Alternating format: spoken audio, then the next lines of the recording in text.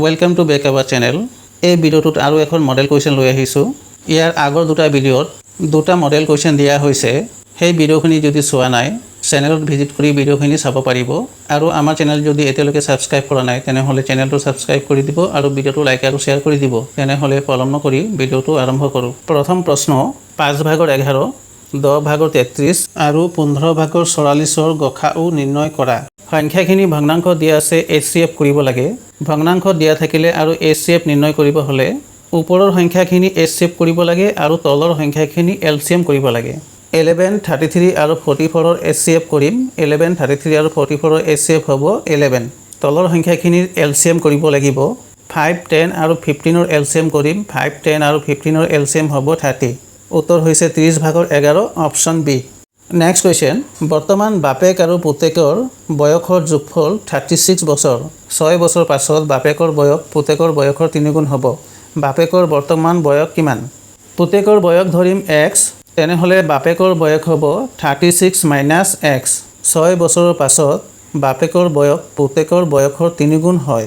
6 বছৰ পাছত হ'লে পুতেকৰ বয়সৰ লগত +6 আৰু বাপেকৰ বয়সৰ লগত +6। বাপেকৰ বয়স পুতেকৰ বয়সৰ 3 গুণ হয়। পুতেকৰ বয়সৰ ইয়াক 3 দি পূৰণ কৰিব লাগিব। 3 আৰু x পূৰণ কৰিম 3x, 3 আৰু 6 পূৰণ কৰিম 18। 3x - x সমান চিনৰ বাওঁফালে আনিম +x, 36 + 6 + 18 সমান চিনৰ সোঁফালে আনিম -18। 3x আৰু x প্লাছ কৰিম 4x, 36 আৰু 6 প্লাছ কৰিম 42, 42ৰ পৰা 18 মাইনাছ কৰিম 24। 24ক 4ৰে কাটিম 6, x সমান 6। বাপেকৰ বৰ্তমান বয়স হৈছে 36 - 6, 30। বাপেকৰ বৰ্তমান বয়স হ'ব 30 বছৰ। উত্তৰ হৈছে অপশ্যন ডি। নেক্সট কুৱেশ্যন, ত্ৰিভুজ এটাৰ বাহুৰ দৈৰ্ঘ্য যথাক্ৰমে 5 চেণ্টিমিটাৰ, 12 চেণ্টিমিটাৰ আৰু 13 চেণ্টিমিটাৰ। ত্ৰিভুজটোৰ ক্ষেত্ৰফল কিমান হ'ব? ইয়াত ত্ৰিভুজৰ বাহুকেইটা সমান নহয়। ত্ৰিভুজটো হৈছে বিষম বাহু ত্ৰিভুজ। বিষম বাহু ত্ৰিভুজৰ ক্ষেত্ৰফল নিৰ্ণয় কৰোঁতে এই সূত্ৰটো প্ৰয়োগ কৰিব লাগিব। ইয়াত S হৈছে অৰ্ধ পৰিসীমা, অৰ্থাৎ পৰিসীমা যিমান হ'ব তাৰ আধা।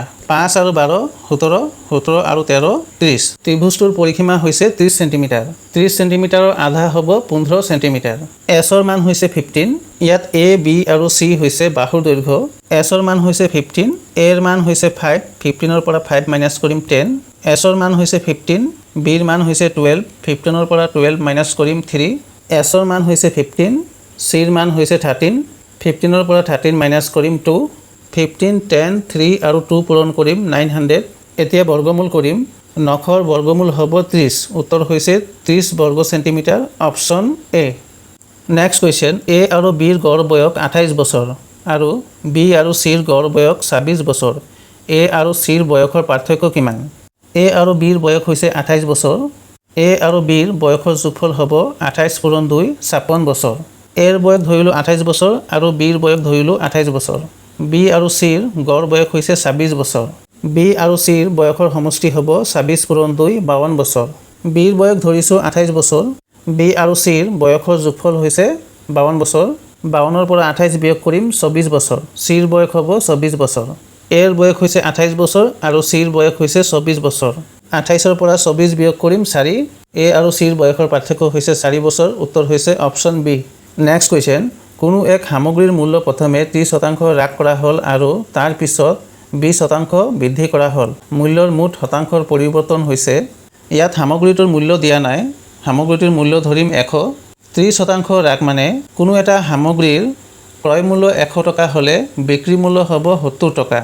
100/70 পূৰণ। আৰু 20% বৃদ্ধি মানে কোনো এটা সামগ্ৰীৰ ক্ৰয় মূল্য 100 টকা হ'লে বিক্ৰী মূল্য হ'ব 120 টকা। 100/120। 100 আৰু 100 কটাকটি কৰিম, 0 আৰু 0 কটাকটি কৰিম, 7 আৰু 12 পূৰণ কৰিম 84। সামগ্ৰীটোৰ মূল্য ধৰিছিলোঁ 100 টকা। 30% হ্ৰাস আৰু 20% বৃদ্ধি কৰাৰ পিছত বৰ্তমান সামগ্ৰীটোৰ মূল্য হৈছে 84 টকা। শতাংশৰ পৰিৱৰ্তন হৈছে 100 - 84, 16%। উত্তৰ হৈছে 16% লোকচান, option C. Next question, A, B আৰু C এটা কাম কৰে ক্ৰমান্বয়ে 10, 12 আৰু 15 দিনত। তিনিওজনে একেলগে কামটো কৰিলে কামটো সম্পন্ন হ'ব কিমান দিনত? A কামটো কৰে 10 দিনত, B কামটো কৰে 12 দিনত, C কামটো কৰে 15 দিনত। 10, 12 আৰু 15 এলচিএম কৰিম 60। মুঠ কাম হৈছে 60 ইউনিট। 60ক 10ৰে হৰণ কৰিম 6। A এদিনত কামটো কৰিব 6 ইউনিট। 60ক 12ৰে হৰণ কৰিম 5। বি এদিনত কামটো কৰিব 5 ইউনিট, 60ক 15ৰে হৰণ কৰিম 4, চি এদিনত কামটো কৰিব 4 ইউনিট। এ বি আৰু চি তিনিজনে একেলগে কামটো কৰিব 6 + 5 + 4 15 ইউনিট। এ বি চি এ তিনিওজনে একেলগে 15 ইউনিট কামটো কৰে এদিনত, 60 ইউনিট কামটো কৰিব 60 × 15 4 দিন। উত্তৰ হৈছে 4 দিন, option A. Next question, x অনুপাত y ৰ মান দিয়া আছে 2:7, 7x - 5y / 3 × 3x - y ৰ মান নিৰ্ণয় কৰিব লাগে। x অনুপাত y দিয়া আছে 2:7, x ৰ মান হ'ব 2, y ৰ মান হ'ব 7। x ৰ মান হৈছে 2, 7 আৰু 2 পূৰণ কৰিম 14, y ৰ মান হৈছে 7, 5 আৰু 7 পূৰণ কৰিম 35, x ৰ মান হৈছে 2, 3 আৰু 2 পূৰণ কৰিম 6, y ৰ মান হৈছে 7, 35 ৰ পৰা 14 বিয়োগ কৰিম -21, -7 ৰ পৰা +6 বিয়োগ কৰিম -1, -1 ৰ লগত 3 পূৰণ কৰিম -3, মাইনাছ আৰু মাইনাছ কটাকটি কৰিম, 21ক 3ৰে কাটিম 7, উত্তৰ হৈছে 7, অপশ্যন চি।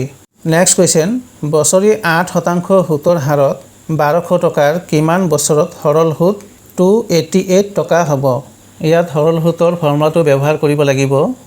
আই হৈছে সৰল সুত, পি হৈছে মূলধন, আৰ হৈছে সুতৰ হাৰ, টি হৈছে সময়। আই অৰ্থাৎ সৰল সুত দিয়া আছে 288, মূলধন হৈছে 1200, সুতৰ হাৰ হৈছে 8%, টি অৰ্থাৎ সময় নিৰ্ণয় কৰিব লাগিব।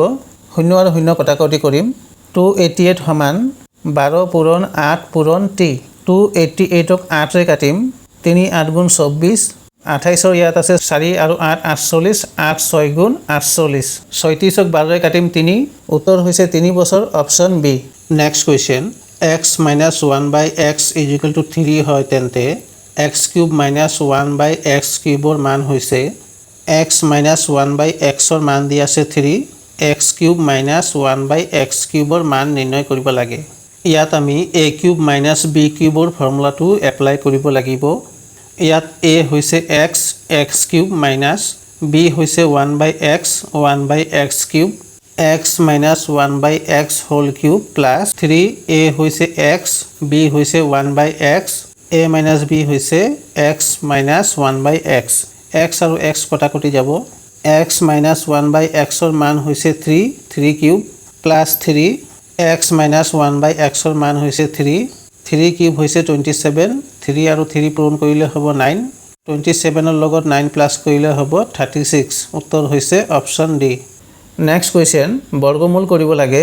441ৰ বৰ্গমূল হ'ব 21, দশমিক আছে 6টা সংখ্যাৰ আগত, দশমিক হ'ব 3টা সংখ্যাৰ আগত, 2ৰ আগত 0 এটা দিব লাগিব, 0.021, উত্তৰ হৈছে অপশ্যন বি।